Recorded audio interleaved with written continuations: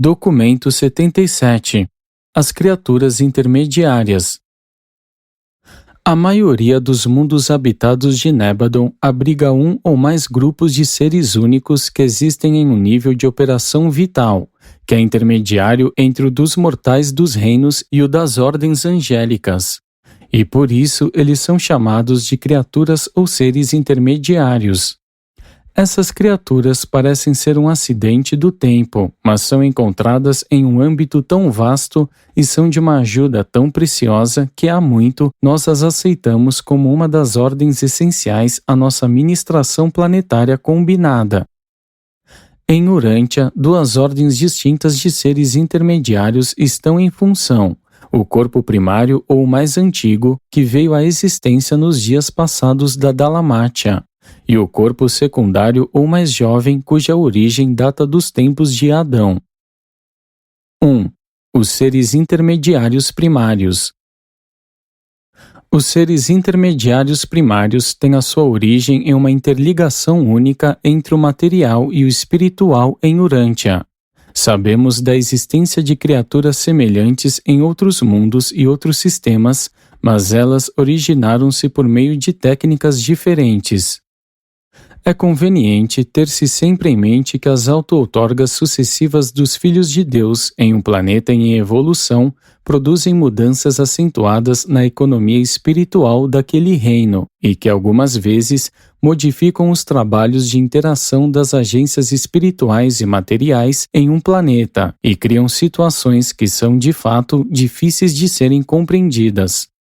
O status dos 100 membros corpóreos da assessoria do príncipe Caligastia ilustra com precisão essa interassociação única. Como cidadãos moronciais ascendentes de Jerusalém, eles eram criaturas supramateriais sem as prerrogativas da reprodução. Como ministros planetários descendentes em Urântia, eles eram criaturas materiais sexuadas capazes de gerar uma progenie material, como alguns o fizeram mais tarde. O que não podemos explicar satisfatoriamente é como essas 100 pessoas puderam funcionar no papel de progenitores em um nível supramaterial, mas isso foi exatamente o que aconteceu. Um enlace supramaterial não sexual entre um membro masculino e um feminino da assessoria corpórea resultou no surgimento das primogênitas entre as criaturas intermediárias primárias. Imediatamente foi descoberto que as criaturas dessa ordem, a meio caminho entre o nível mortal e o angélico, seriam de grande utilidade no serviço dos assuntos da sede central do príncipe, e então cada par da assessoria corpórea recebeu a autorização para gerar um ser semelhante. Esse esforço resultou no primeiro grupo de 50 criaturas intermediárias. Depois de um ano de observação do trabalho desse grupo único, o príncipe planetário autorizou a reprodução de seres intermediários sem restrição. Esse plano foi levado adiante enquanto perdurou o poder de criar, e o corpo original de 50.000 criaturas nasceu desse modo. Um período de meio ano interpunha-se entre a produção de um ser intermediário e o próximo. E, quando 1 milhar desses seres havia nascido, de cada casal não se criava mais nenhum. E não há explicações alguma disponível quanto ao porquê da exaustão desse poder, depois que a progênie atingia o número de 1000. Todas as tentativas seguintes sempre resultaram em fracassos. Essas criaturas constituíram o corpo de informação da administração do príncipe. Elas percorriam todos os lugares, estudando e observando as raças do mundo e prestando outros serviços inestimáveis ao príncipe e ao seu corpo de assessores na tarefa de influenciar a sociedade humana em áreas distantes da sede planetária. Esse regime continuou até os dias trágicos da rebelião planetária, que fez com que caíssem mais de 4/5 das criaturas intermediárias primárias.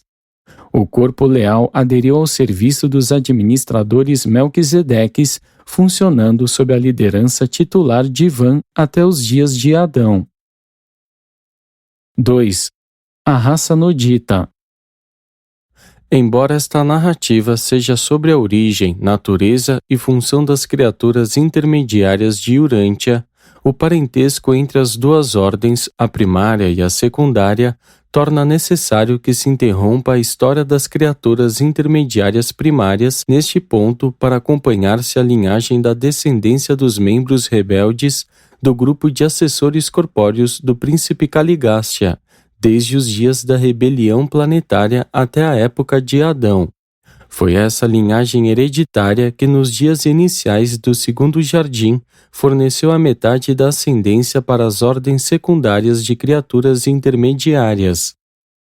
Os membros físicos da assessoria do príncipe haviam sido formados como criaturas sexuadas com o propósito de participarem do plano de procriação de uma descendência que incorporasse as qualidades combinadas da sua ordem especial, aliadas àquelas da linhagem selecionada das tribos de Andon, e tudo isso em antecipação ao aparecimento posterior de Adão.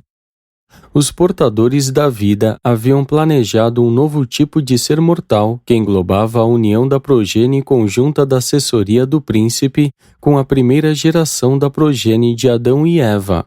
Haviam elaborado, assim, um plano que previa uma nova ordem de criaturas planetárias, as quais eles esperavam constituíssem os governantes e mestres da sociedade humana. Esses seres estavam destinados à soberania social, não à soberania civil.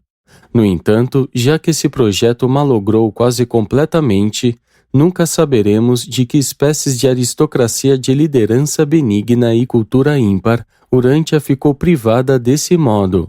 Com efeito, a assessoria corpórea reproduziu-se depois da rebelião, e, portanto, após haver sido privada da sua conexão com as correntes vitais do sistema. A era posterior à rebelião em Urântia presenciou muitos acontecimentos inusitados. Uma grande civilização, a cultura da Dalamátia, estava desmoronando. Os Nefilins noditas estavam na Terra naqueles tempos e, quando esses filhos dos deuses foram até as filhas dos homens e elas conceberam deles, os seus filhos formaram os poderosos homens de outrora, os homens de renome.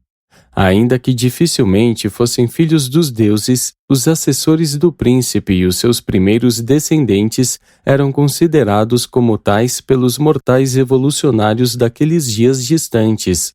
Mesmo a sua estatura veio a ser aumentada pela tradição. Essa é, pois, a origem das lendas de um folclore quase universal de deuses que desceram à Terra e que conceberam com as filhas dos homens uma antiga raça de heróis. E toda essa lenda foi ainda mais confundida com as misturas das raças dos Adamitas que apareceram mais tarde no segundo jardim. Como 100 membros corpóreos da assessoria do príncipe traziam o plasma do germe das linhagens humanas andônicas, seria naturalmente esperado que, se eles praticassem a reprodução sexual, a sua progenie em muito assemelhar-se-ia à progenie dos outros pais andonitas. Contudo, quando de fato se empenharam na reprodução sexual, os 60 rebeldes do corpo de assessoria do príncipe, seguidores de Nod, os seus filhos provaram ser muito superiores em quase todos os sentidos aos povos andonitas e também superiores aos sanjiques. Essa excelência inesperada não era caracterizada apenas por qualidades físicas e intelectuais, mas também por capacidades espirituais. Esses traços mutantes que apareceram na primeira geração dos noditas resultaram de certas mudanças que haviam sido infundidas na configuração e nos constituintes químicos dos fatores hereditários do plasma do germe andônico. Essas mudanças foram causadas pela presença nos corpos dos membros da assessoria do príncipe de circuitos poderosos de manutenção da vida do sistema de Satânia. Esses circuitos de vida fizeram com que os cromossomas do modelo especializado urantiano se reorganizassem mais segundo os modelos padronizados do tipo de especialização de Satânia, da manifestação de vida ordenada de Nebadon.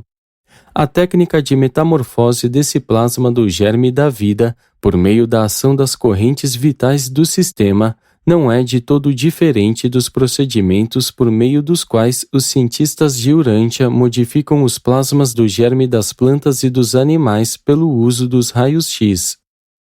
Assim, os povos noditas surgiram a partir de certas modificações peculiares e inesperadas que ocorreram no plasma da vida, que os cirurgiões de Avalon haviam transferido dos corpos dos contribuidores andonitas para os dos membros do corpo de assessores corpóreos do príncipe. Deveis recordar-vos de que os 100 andonitas contribuidores do plasma do germe converteram-se, por sua vez, em possuidores do complemento orgânico da árvore da vida, de um modo tal que as correntes da vida de Satânia também fizeram parte dos seus corpos. Os 44 andonitas modificados que aderiram ao corpo de assessores do príncipe na rebelião também procriaram entre si e prestaram uma grande contribuição para melhorar a linhagem do povo nodita. Esses dois grupos, abrangendo 104 indivíduos que traziam em si o plasma do germe andonita modificado, constituem os ancestrais dos noditas, a oitava raça a aparecer em Urântia. E essa nova característica da vida humana em Urântia representa uma outra fase da execução do plano original de se utilizar este planeta como um mundo de modificação de vida, não obstante haja sido esse um dos desenvolvimentos não previstos. Os noditas de linhagem pura foram uma raça magnífica, mas gradativamente misturaram-se aos povos evolucionários da Terra, e não demorou muito para que ocorresse uma grande deterioração. 10.000 anos depois da rebelião, eles haviam perdido terreno até um ponto em que o seu tempo médio de vida chegou a ser apenas um pouco maior do que o das raças evolucionárias. Quando os arqueólogos desenterraram os blocos de argila com os registros dos sumérios, os mais recentes descendentes dos noditas, eles descobriram listas de reis sumérios que remontam a vários milhares de anos atrás. E, à medida que esses registros recuam no tempo, os reinados individuais desses reis têm a duração de 25 ou 30 anos até 150 anos ou mais. Essa duração maior dos reinados dos reis mais antigos significa que alguns dos governantes noditas, descendentes imediatos do corpo de assessores do príncipe, viveram mais tempo do que os seus sucessores mais recentes, e também indica um esforço de remontar as suas dinastias até a época da Dalamátia. O registro de vidas individuais tão prolongadas é devido também à confusão entre os meses e os anos como medidas de tempo. Isso pode ser também observado na genealogia bíblica de Abraão e nos primeiros registros dos chineses. A confusão do mês de 28 dias ou estação com um ano de mais de 350 dias, introduzido posteriormente, é responsável pelas versões das tradições de vidas humanas tão longas. Há registros de um homem que viveu por mais de 900 anos.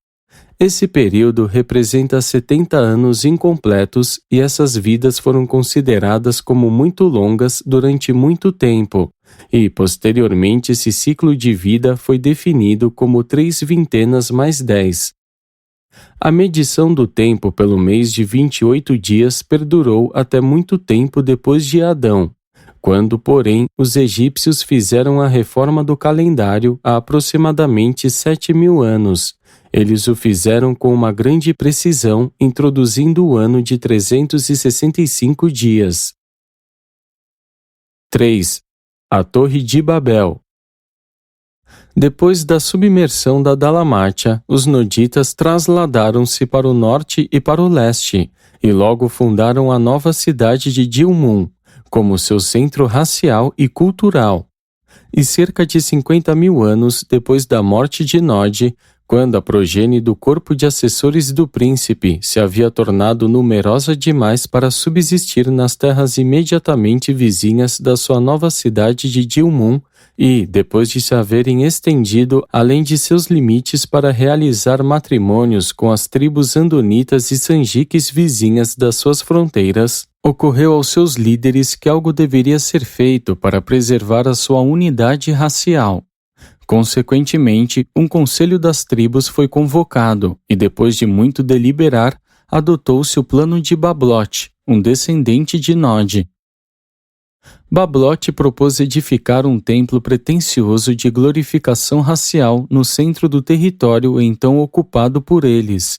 Esse templo devia ter uma torre nunca vista em todo o mundo. Devia ser um memorial monumental da sua grandiosidade momentânea. Havia muitos que queriam esse monumento erigido em Dilmun, mas outros argumentavam que uma estrutura tão grande deveria ser colocada a uma distância segura dos perigos do mar, lembrando-se das tradições da submersão da sua primeira capital, Dalmatia. Bablote planejou os novos edifícios como sendo o núcleo do futuro centro da cultura e civilização noditas. O seu conselho finalmente prevaleceu e a construção teve início de acordo com seus planos. A nova cidade chamar-se-ia Bablote, em honra ao arquiteto e construtor da torre.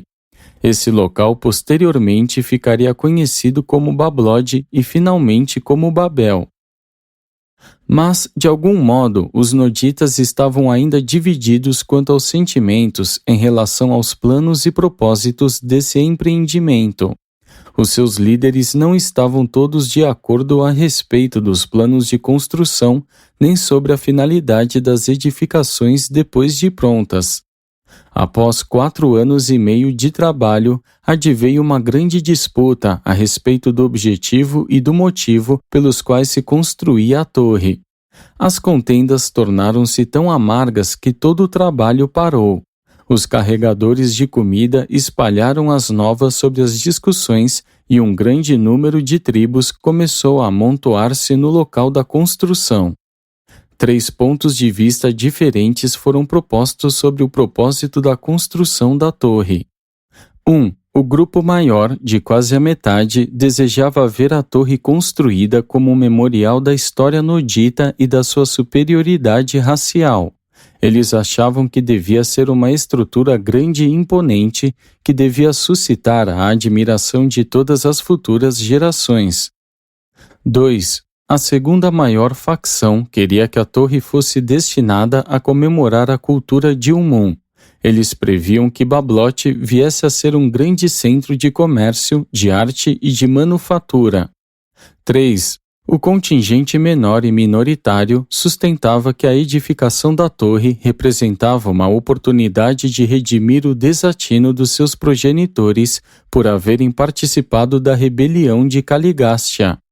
Eles sustentavam que a torre deveria ser dedicada à adoração do Pai de todos e que todo o propósito da nova cidade deveria ser o de substituir a Dalmatia, de funcionar como centro cultural e religioso para os povos bárbaros vizinhos.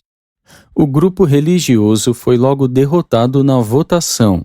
A maioria rejeitou a doutrina de que os seus antepassados haviam sido culpados de rebeldia. Esse estigma racial ofendia-os. Havendo eliminado um dos 3 ângulos da disputa e não havendo conseguido decidir-se entre os outros 2, por debate eles entraram em luta. Os religiosos não combatentes fugiram para suas casas no sul, ao passo que os seus companheiros lutaram até quase se aniquilar. Há cerca de 12.000 anos foi feita uma segunda tentativa de erigir a Torre de Babel. As raças miscigenadas dos Anditas, os Noditas e os Adamitas propuseram-se levantar um novo templo sobre as ruínas da primeira estrutura, mas não houve respaldo suficiente para o empreendimento. Ele veio abaixo com o peso da própria pretensão. Durante muito tempo, essa região ficou conhecida como a Terra de Babel. 4. Os centros da civilização nodita. A dispersão dos noditas foi um resultado imediato dos conflitos internos a respeito da Torre de Babel. Essa guerra interna reduziu, em grande parte, o número dos noditas mais puros e, sob muitos aspectos, tornou-se responsável pelo fracasso que tiveram em estabelecer uma grande civilização pré-adâmica. Dessa época em diante, a cultura nodita caiu em declínio por mais de 120 mil anos, até que foi elevada pela infusão adâmica. Todavia, mesmo nos tempos de Adão, os noditas eram ainda um povo muito capaz. Grande parte dos seus descendentes de sangue misto estava entre os construtores do jardim, e vários capitães do grupo de Van eram noditas. Algumas das mentes mais capazes a serviço da assessoria de Adão eram dessa raça. 3 dos 4 grandes centros noditas foram estabelecidos imediatamente depois do conflito de Bablote. 1. Os noditas ocidentais ou sírios. Os remanescentes do grupo nacionalista ou os memorialistas raciais dirigiram-se para o norte, unindo-se aos andonitas para fundar os centros ulteriores noditas a noroeste da Mesopotâmia.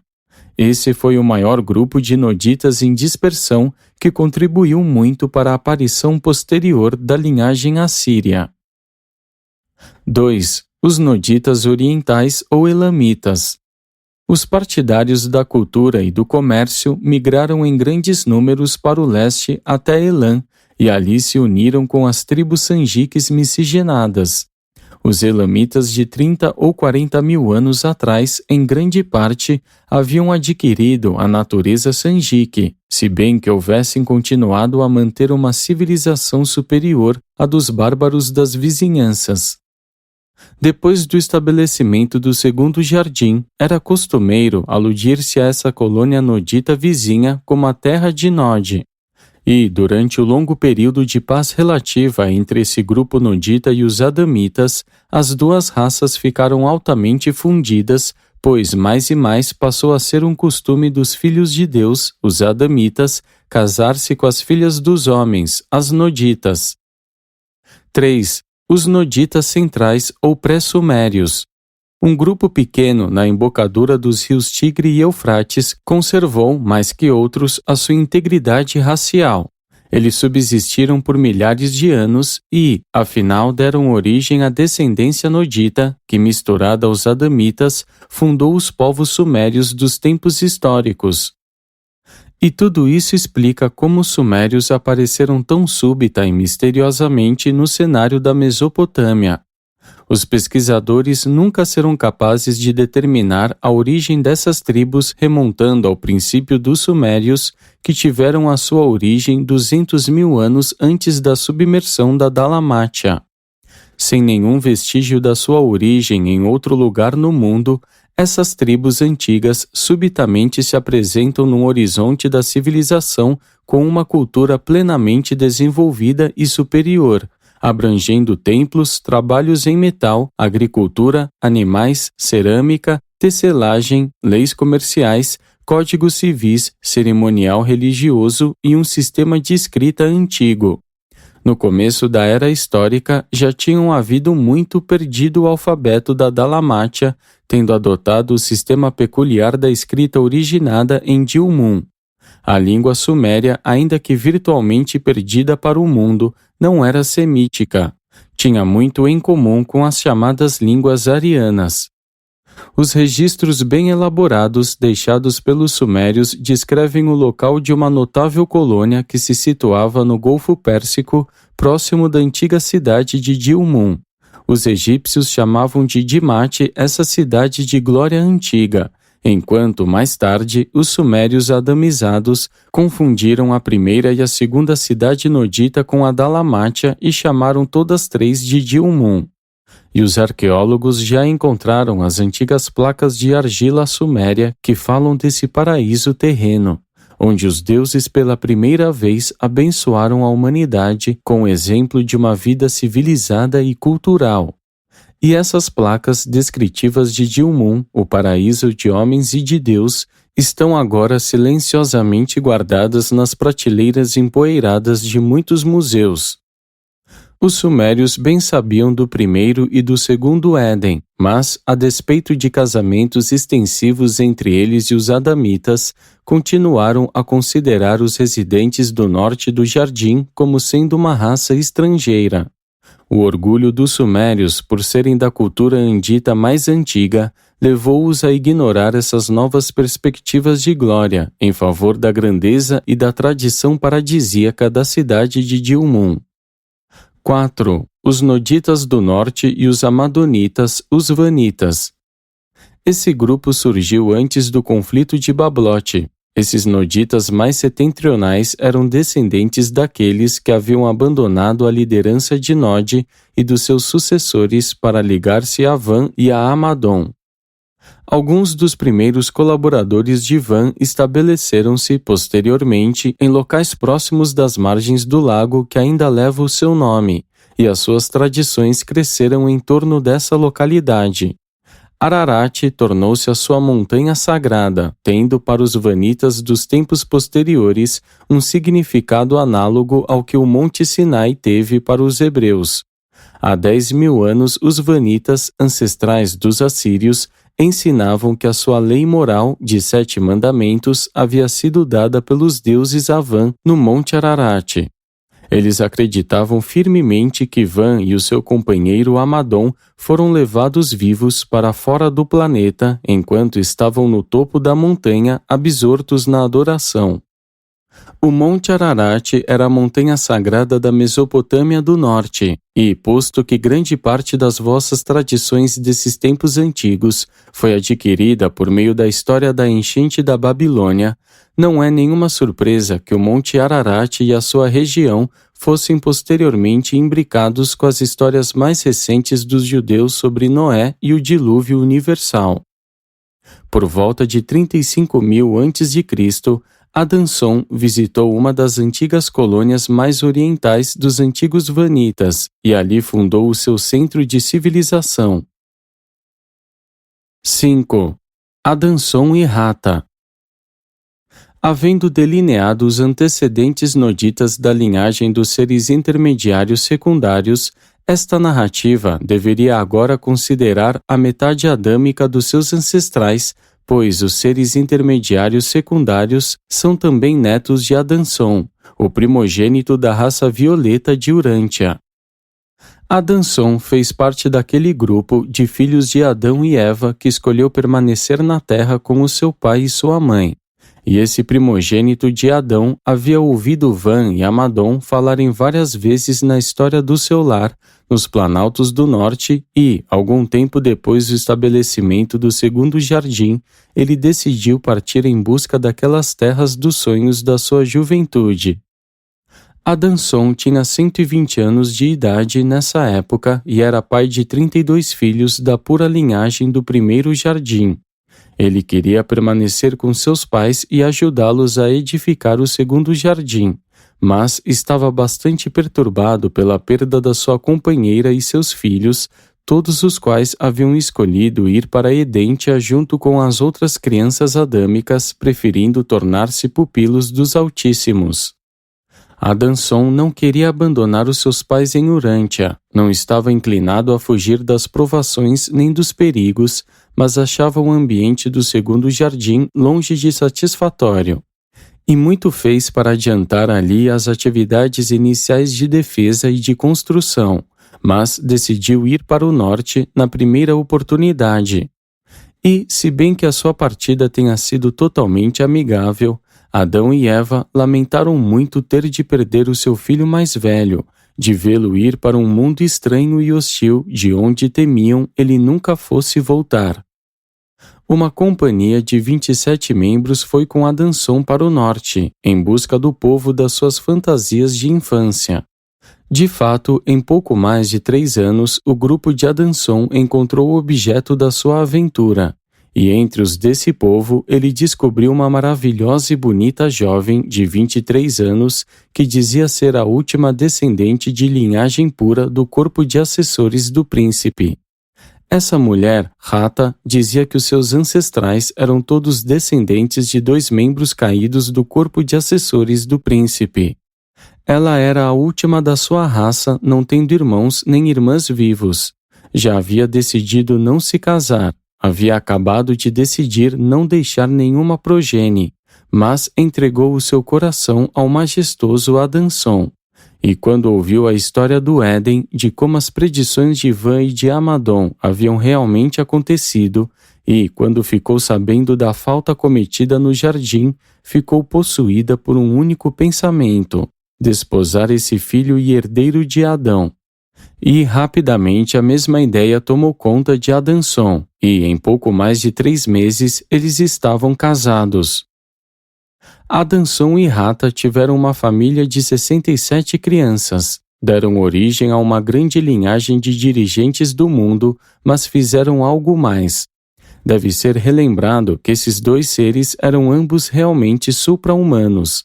Dos filhos que tiveram, a cada 4 que nascia, o quarto era um ser de uma ordem excepcional. Muitas vezes era invisível. Nunca na história do mundo havia acontecido tal coisa.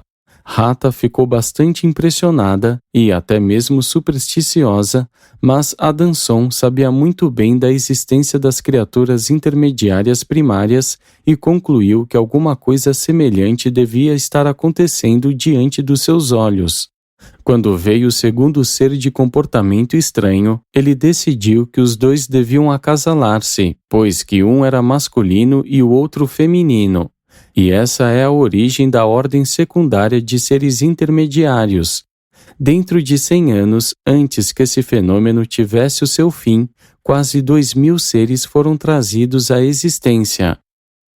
Adanson viveu por 396 anos. Muitas vezes ele voltou para visitar o seu pai e sua mãe. A cada 7 anos, ele e Rata viajavam para o sul, até o segundo jardim, e, nesse meio tempo, as criaturas intermediárias o mantinham informado a respeito do bem-estar do seu povo. Durante a vida de Adanson, elas prestaram um grande serviço com a edificação de um novo centro mundial independente para a verdade e a retidão. Adanson e Rata, assim, tiveram sob o seu comando esse corpo maravilhoso de ajudantes que trabalhou com eles durante as suas longas vidas, ajudando-os na propagação da verdade avançada e na disseminação de padrões espirituais, intelectuais e físicos mais elevados de vida. E os resultados desse esforço de melhorar o mundo nunca foram totalmente eclipsados pelos retrocessos posteriores. Os Adansonitas mantiveram uma cultura elevada por quase 7.000 anos depois da época de Adanson e Rata.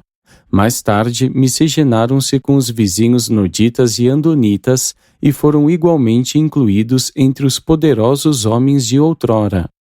E alguns dos avanços daquela idade perduraram até tornar-se uma parte latente do potencial cultural que mais tarde floresceu, resultando na civilização europeia. Esse centro de civilização estava situado na região a leste da extremidade sulina do Mar Cáspio, perto do Kopet Dag. A uma baixa altitude, nos contrafortes do Turquestão, estão os vestígios daquilo que certa vez foi a sede adansonita da raça violeta.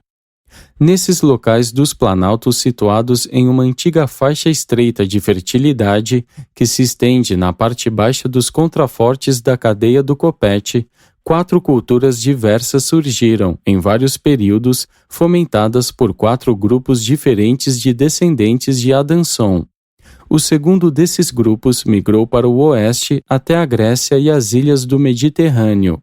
O restante dos descendentes de Adanson migrou para o norte e para o oeste, trazendo para a Europa as raças mistas da última onda de linhagem andita que veio da Mesopotâmia, e que estão também enumeradas entre os anditas arianos invasores da Índia.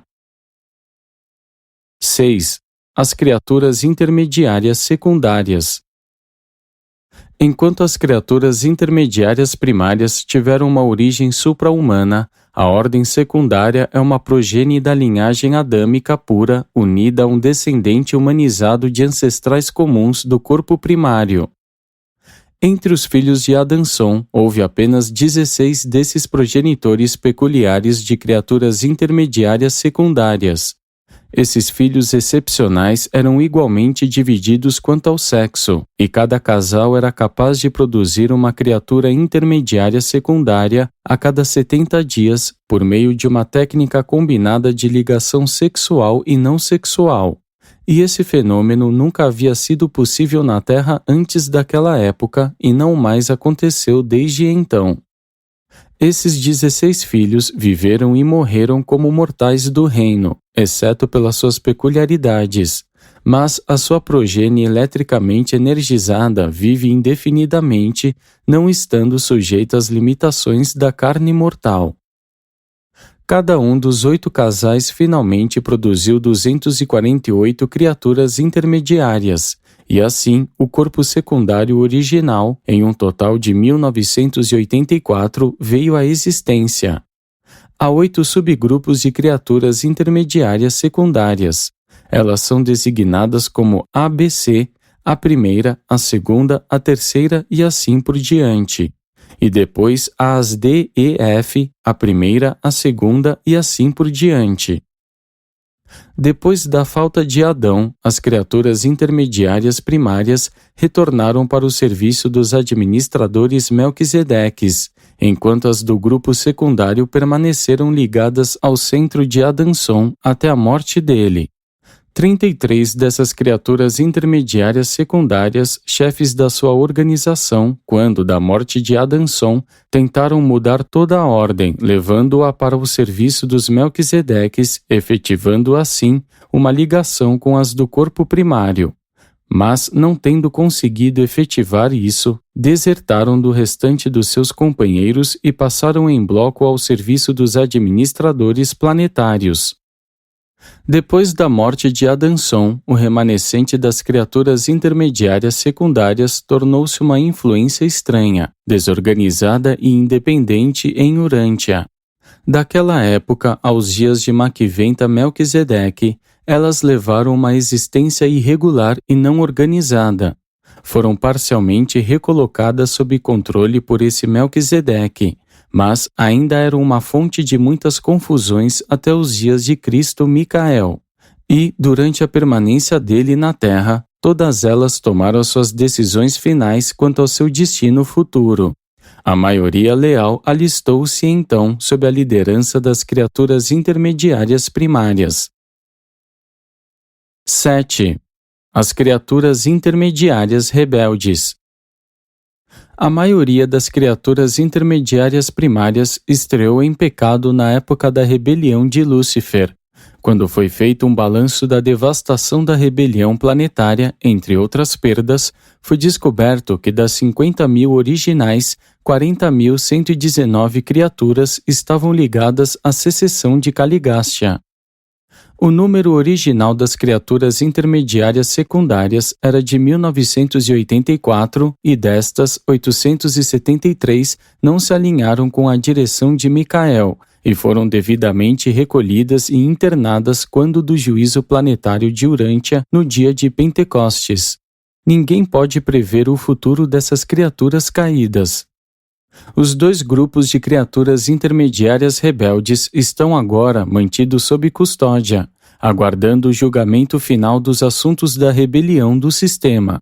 Mas elas fizeram muitas coisas estranhas na Terra antes da inauguração da presente dispensação planetária. Essas criaturas intermediárias desleais eram capazes de revelarem-se a si próprias aos olhos mortais, sob certas circunstâncias. Isso foi especialmente verdadeiro no caso dos parceiros de Belzebu, líder das criaturas intermediárias secundárias apóstatas.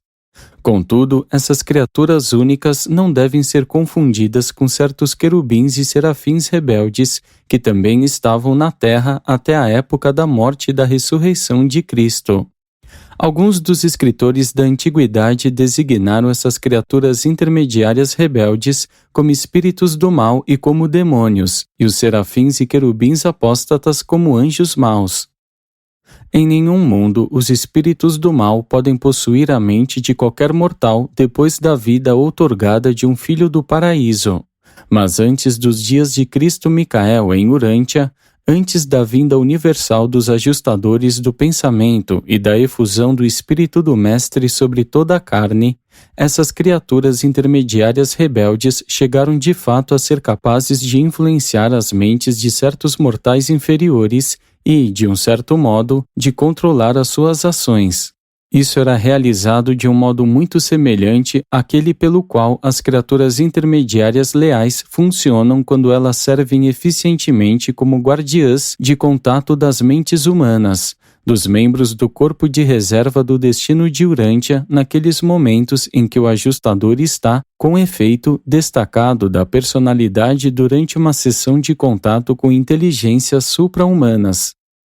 Não é mera figura de retórica quando os registros afirmam: e trouxeram a ele toda a sorte de pessoas doentes, aqueles que estavam possuídos por diabos e aqueles que eram lunáticos. Jesus sabia reconhecer a diferença entre a insanidade e a possessão demoníaca, embora tais estados fossem bastante confundidos nas mentes daqueles que viveram naqueles dias e naquela geração. Mesmo antes de Pentecostes, nenhum espírito rebelde podia dominar uma mente humana normal, mas, desde aquele dia, mesmo as mentes fracas de mortais inferiores estão livres de tais possibilidades. Desde a vinda do Espírito da Verdade, a suposta expulsão de diabos tem sido uma questão de confusão da crença na possessão demoníaca, com a histeria, a insanidade e a debilidade mental. No entanto, apenas porque a auto-outorga de Micael tenha para sempre libertado todas as mentes humanas em Urântia da possibilidade de possessão demoníaca, não deveis imaginar que isso não pudesse ter sido um risco em idades anteriores. Todo o grupo de criaturas intermediárias rebeldes está, no presente, mantido como prisioneiro por ordem dos Altíssimos de Edentia. Elas não mais perambulam por este mundo cometendo o mal. Independentemente da presença dos ajustadores do pensamento, a efusão do Espírito da Verdade sobre toda a carne tornou para sempre impossível aos espíritos desleais de qualquer espécie ou descrição que invadam novamente até mesmo a mais fraca das mentes humanas. Desde o dia de Pentecostes, tornou-se impossível acontecer qualquer coisa parecida com a possessão demoníaca neste mundo. 8. As criaturas intermediárias unidas. No último julgamento deste mundo, quando Micael transferiu daqui os sobreviventes adormecidos do tempo, as criaturas intermediárias foram deixadas para trás nos seus lugares para ajudar no trabalho espiritual e semi-espiritual no planeta. Agora elas operam como um corpo único, abrangendo ambas as ordens em um total de 10.992 criaturas. Formam as criaturas intermediárias unidas de Urântia, que atualmente são dirigidas alternadamente pelos membros mais antigos de cada ordem. Esse regime tem prevalecido desde a sua união em um grupo único, pouco depois de Pentecostes. Os membros da ordem mais antiga, ou primária, são geralmente conhecidos por números. Em geral, recebem nomes tais como 1, 2, 3, a primeira, 4, 5, 6, a primeira e assim por diante. Em Urântia, as criaturas intermediárias adâmicas são designadas alfabeticamente para que sejam distinguidas das designações numéricas das criaturas intermediárias primárias. Ambas as ordens são de seres não materiais no que diz respeito à nutrição e à absorção de energia, mas elas compartilham de muitos aspectos humanos e são capazes de entender e desfrutar do vosso humor e a vossa adoração. Quando ligadas aos mortais, elas entram no espírito do trabalho humano, de descanso e de diversão. Mas as criaturas intermediárias não dormem, nem possuem poderes de procriação. Num certo sentido, as criaturas do grupo secundário são diferenciadas segundo as linhas de masculinidade e de feminilidade, frequentemente sendo chamadas de ele ou de ela. Trabalham quase sempre juntas, em duplas ou casais. As criaturas intermediárias não são homens nem são anjos, mas as criaturas secundárias, pela sua natureza, estão mais próximas do homem do que do anjo.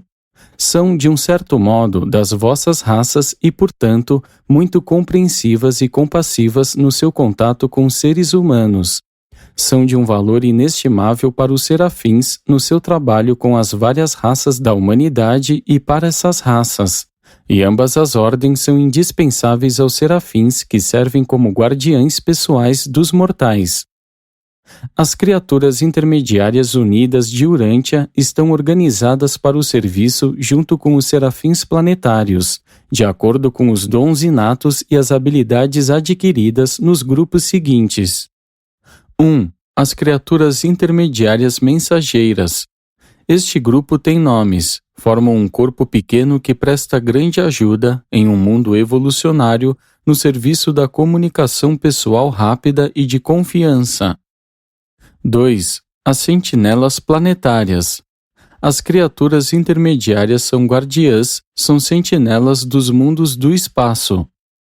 Elas executam tarefas importantes como observadoras para todos os numerosos fenômenos e tipos de comunicação que são de importância para os seres sobrenaturais do reino. Elas patrulham o reino invisível e espiritual do planeta. 3. As personalidades de contato.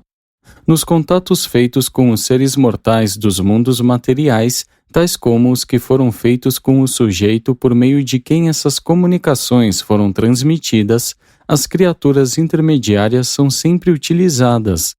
Elas são um fator essencial nessas ligações entre o nível espiritual e o material. 4. Os ajudantes do progresso. Estas são as mais espirituais das criaturas intermediárias, e estão distribuídas como assistentes das várias ordens de serafins que funcionam em grupos especiais no planeta. As criaturas intermediárias variam muito nas suas habilidades de fazer contato com os serafins acima delas e com seus primos humanos abaixo. É bastante difícil, por exemplo, para as criaturas intermediárias primárias fazer contato direto com agências materiais. Elas estão consideravelmente mais próximas do tipo angélico de ser e são, portanto, usualmente designadas para trabalhar e para ministrar junto com as forças espirituais residentes no planeta. Elas atuam como companhia e guia para os visitantes celestes e os hóspedes estudantes, enquanto as criaturas secundárias ficam quase que exclusivamente ligadas à ministração aos seres materiais do reino. As 1111 criaturas intermediárias secundárias leais estão engajadas em missões importantes na Terra. Se comparadas às suas companheiras primárias, elas são decididamente materiais. Existem exatamente fora do campo da visão mortal e possuem latitude suficiente de adaptação para fazer, à vontade, contato físico com o que os humanos chamam de coisas materiais. Essas criaturas únicas têm certos poderes definidos sobre as coisas do tempo e do espaço, como também sobre os animais do reino. Muitos dos fenômenos materiais atribuídos aos anjos têm sido realizados pelas criaturas intermediárias secundárias. Quando os primeiros instrutores do Evangelho de Jesus foram jogados dentro das prisões pelos líderes religiosos ignorantes daquela época, um verdadeiro anjo do Senhor abriu as portas da prisão à noite e os conduziu para fora. Mas, no caso da libertação de Pedro, depois da execução de Tiago, por ordem de Herodes, foi uma criatura intermediária secundária quem executou o trabalho atribuído a um anjo. O principal trabalho delas hoje é o de serem colaboradoras invisíveis na ligação pessoal daqueles homens e mulheres que constituem o corpo da reserva planetária de destino. Foi o trabalho desse grupo secundário, competentemente auxiliado por algumas criaturas do corpo primário, que provocou a coordenação das personalidades e das circunstâncias em Urântia, que finalmente induziram os supervisores celestes planetários a iniciar as petições que resultaram na concessão dos mandados que tornaram possíveis as séries de revelações das quais esta apresentação é uma parte. Deve ficar claro, porém, que as criaturas intermediárias não estão envolvidas com os espetáculos sórdidos que são executados sob a designação geral de espiritismo. As criaturas intermediárias que atualmente estão em Urântia, todas as quais têm um status honorável, de modo nenhum estão ligadas aos fenômenos da chamada mediunidade. e, ordinariamente, não permitem aos humanos presenciar as suas atividades físicas e outros contatos com o mundo material, algumas vezes necessários, tais como seriam percebidos pelos sentidos humanos. 9. Os cidadãos permanentes de Urântia. As criaturas intermediárias podem ser consideradas como o primeiro grupo de habitantes permanentes a ser encontrado nas várias ordens de mundos nos universos, em contraste com os ascendentes evolucionários, tais como as criaturas mortais e as hostes angélicas. Esses cidadãos permanentes são encontrados em vários pontos na ascensão ao paraíso. De modo contrário às várias ordens de seres celestes que estão destinadas a ministrar em um planeta, as criaturas intermediárias vivem em um mundo habitado. Os serafins vêm e vão, mas as criaturas intermediárias permanecem e permanecerão, e, por serem do planeta, além de se prestarem como ministradoras, elas asseguram o único regime de continuidade que harmoniza e conecta as administrações sempre mutantes das hostes seráficas. Como cidadãos de fato de Urântia, as criaturas intermediárias ou os intermediários têm um interesse íntimo quanto ao destino desta esfera. Elas formam uma associação resoluta que trabalha persistentemente para o progresso do seu planeta de nascimento. A sua determinação é sugerida no lema da sua ordem. Tudo que as criaturas intermediárias unidas querem fazer, as criaturas intermediárias unidas o fazem.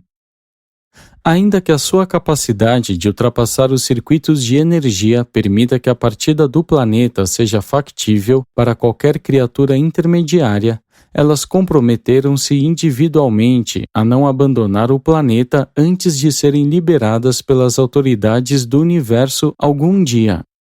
As criaturas intermediárias ficam ancoradas em um planeta até que cheguem às idades estabelecidas de luz e vida. À exceção de 1, 2, 3, a primeira, nenhuma criatura intermediária leal jamais partiu de Urântia. 1, 2, 3, a primeira, a primogênita da ordem primária, foi liberada dos deveres planetários imediatos pouco depois de Pentecostes. Essa intermediária nobre permaneceu firme junto com Van e Amadon durante os dias trágicos da rebelião planetária, e a sua liderança destemida foi um forte instrumento na redução das baixas da sua ordem. Atualmente, ela serve em Jerusalém como membro do Conselho dos 24, tendo já uma vez funcionado como governadora-geral de Urântia depois de Pentecostes. As criaturas intermediárias estão vinculadas ao planeta, mas, do mesmo modo que os mortais conversam com os viajantes de longe e assim aprendem a respeito dos mundos e lugares distantes do planeta, as criaturas intermediárias conversam com os viajantes celestes para aprenderem sobre os locais longínquos do universo. Assim, elas tornam-se familiarizadas com este sistema e com este universo, e mesmo com Orvonton e as suas criações irmãs, e desse modo elas preparam-se para a cidadania em níveis mais elevados de existência como criaturas.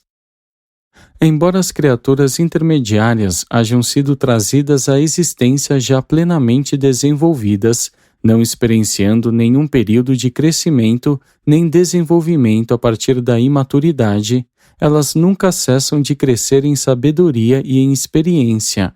Como os mortais, são criaturas evolucionárias e têm uma cultura que é uma verdadeira conquista evolucionária. Há muitas grandes mentes e espíritos poderosos no corpo das criaturas intermediárias de Urântia. De um ponto de vista mais amplo, a civilização de Urântia é produto conjunto dos mortais de Urântia e das criaturas intermediárias de Urântia. E isso é verdadeiro a despeito das diferenças factuais entre os dois níveis de cultura, diferenças estas que não serão compensadas antes das idades de luz e vida. A cultura das criaturas intermediárias, sendo produto de uma cidadania planetária imortal, é relativamente imune às vicissitudes temporais que assaltam a civilização humana. As gerações de homens esquecem. O corpo das criaturas intermediárias relembra, e tal memória é a sede do tesouro das tradições do vosso mundo habitado. Assim, a cultura de um planeta permanece sempre presente no planeta, e, sob as circunstâncias apropriadas, esse tesouro de memória de acontecimentos passados torna-se disponível do mesmo modo que a história da vida e dos ensinamentos de Jesus foi dada, pelas criaturas intermediárias de Urântia aos seus primos na carne. As criaturas intermediárias são os ministros hábeis que compensam a lacuna entre os assuntos materiais e os espirituais de Urântia, lacuna esta que surgiu com a morte de Adão e Eva. São igualmente as vossas irmãs mais velhas, camaradas na longa luta para atingir um status estabelecido de luz e vida em Urântia. As criaturas intermediárias unidas são um corpo testado contra rebeliões, e elas irão fielmente cumprir a sua parte na evolução planetária até que este mundo atinja a meta das idades, até aquele dia distante em que, de fato, a paz reinar na Terra e houver de verdade boa vontade nos corações dos homens. Devido ao valioso trabalho executado por essas criaturas, concluímos que elas são uma parte verdadeiramente essencial da economia espiritual dos reinos. E, nos mundos em que a rebelião não desfigurou os assuntos planetários, elas são de ajuda ainda maior para os serafins. Toda a organização dos espíritos elevados das hostes angélicas e das companheiras intermediárias está devotada entusiasticamente a realizar o plano do paraíso para a ascensão progressiva e a realização da perfeição dos mortais evolucionários, um dos assuntos supernos do universo. O magnífico plano de sobrevivência de trazer Deus até o homem e, então, por uma espécie sublime de associação, de elevar o homem até Deus e, mais adiante ainda, até a eternidade do serviço e de alcance da divindade, tanto para os mortais quanto para as criaturas intermediárias. Apresentado por um arcanjo de Nébadon.